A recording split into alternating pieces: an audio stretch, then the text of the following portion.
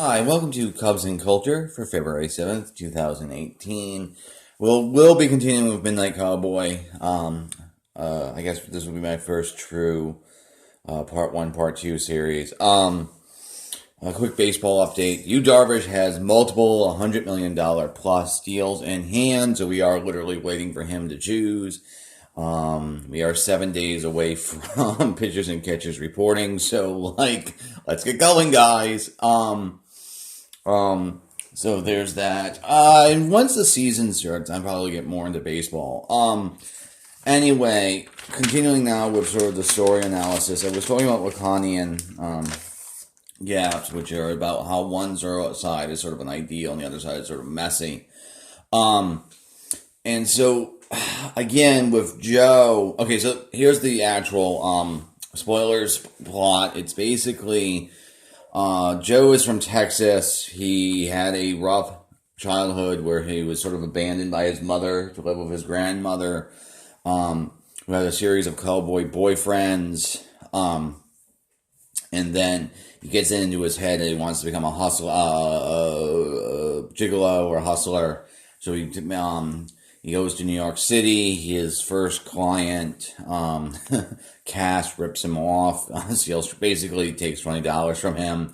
Ratzo originally initially screws him over, and then they meet up again, and then it's basically them trying to survive. Ratzo has this idea in his head that he wants to go to Florida.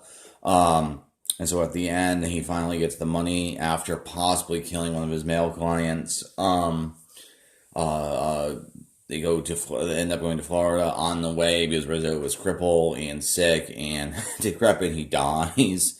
Okay, so if you're just talking about sort of like the gaps here, or the splits, or the way in which the characters are fractured, is it's quite clear that in Joe's mind, that the cowboy image and why he is acting like a cowboy is he connects it with virility and vitality, and he gets a sort of a sense of power.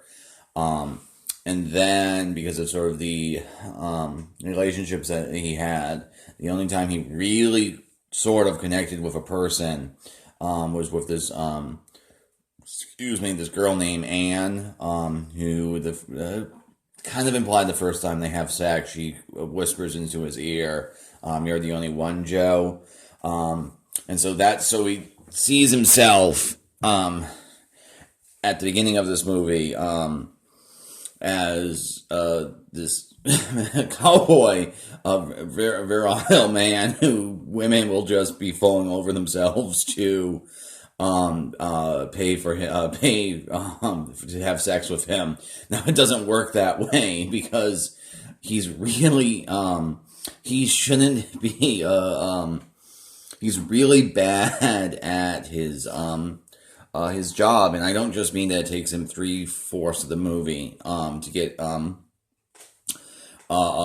paid, actually managed to complete prostitution.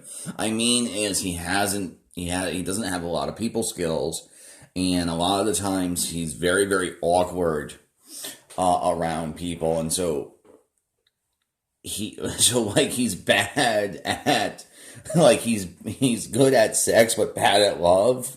So the bad at love is sort of the messy, broken side. The other sort of side is, it's somewhat implied that, it's kind of hard to know because of, the way the movie is shot, but it's sort of implied that he's a rape victim, but because when he and were together, a group of boys raped them both, and so that creates a whole sort of mess and factor with it, and then it seems like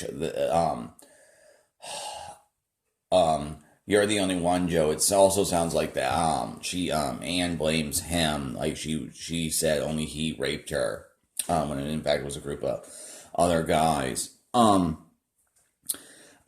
And so that's sort of the thing. So it's this huge sort of, and then of course also around like sort of cowboy imagery.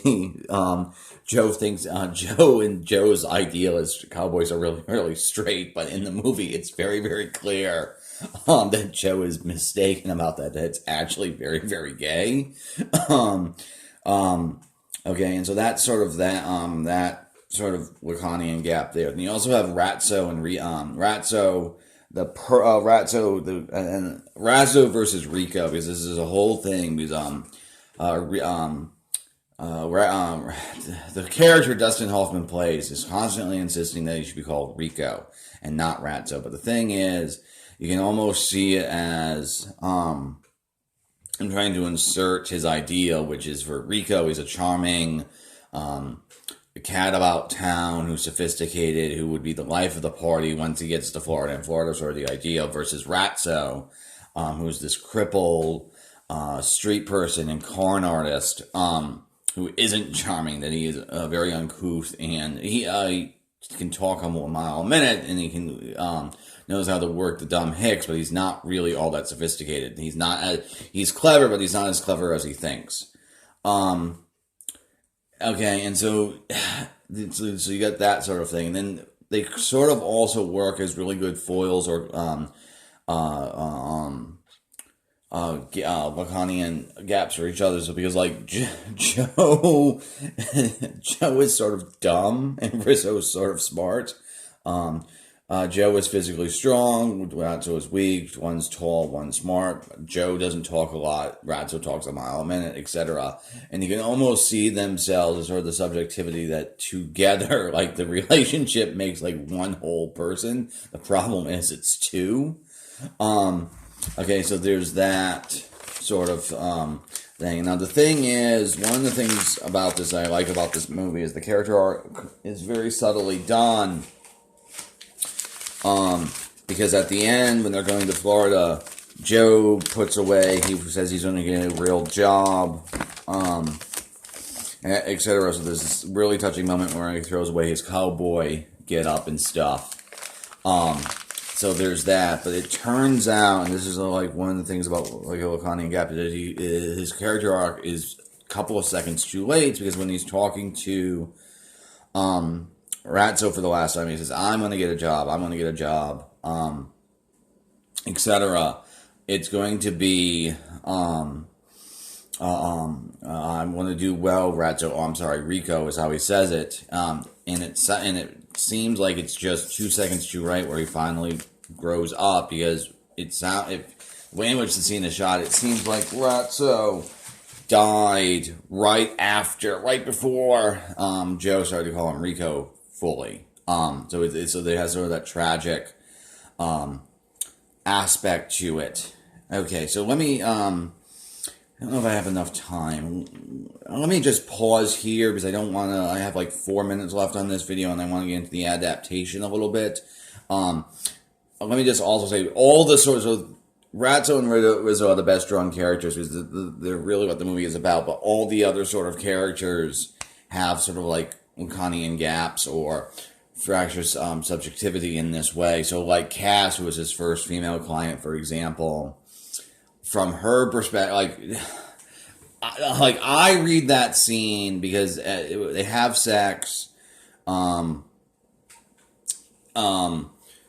and at the end, she is going through her drawers, and she made a date, presumably like with her husband or boyfriend, and she doesn't have money, so she said, "Hey, can I borrow a couple of bucks for taxi fare?" And he says to her, "That's funny. I was going to ask you for money," and she sort of breaks down crying, and it's so like. So this is one of the things that like Joe is bad at his job. The way in which like the proposition happened, like he didn't mention to her that he was a gigolo. So like it works dramatically as like, what the fuck are you talking about? But it also because it's sort of the actress Miles, who's absolutely amazing in her 6 minutes, sort of ends up. Like you really feel like she thinks of herself as this ultra attractive, ultra desirable woman, and the reality is, she's not quite that. And so it really sort of hits on her insecurities, and it's such an amazing scene. And this is why at the end, I don't think it's malicious of her to take $20, because she ended up.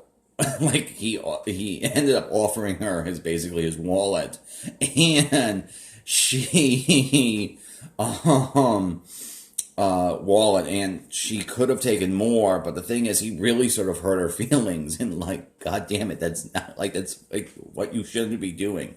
So I'll be back with a little bit about the adaptation with the novel. Okay, so I'll see you in a bit.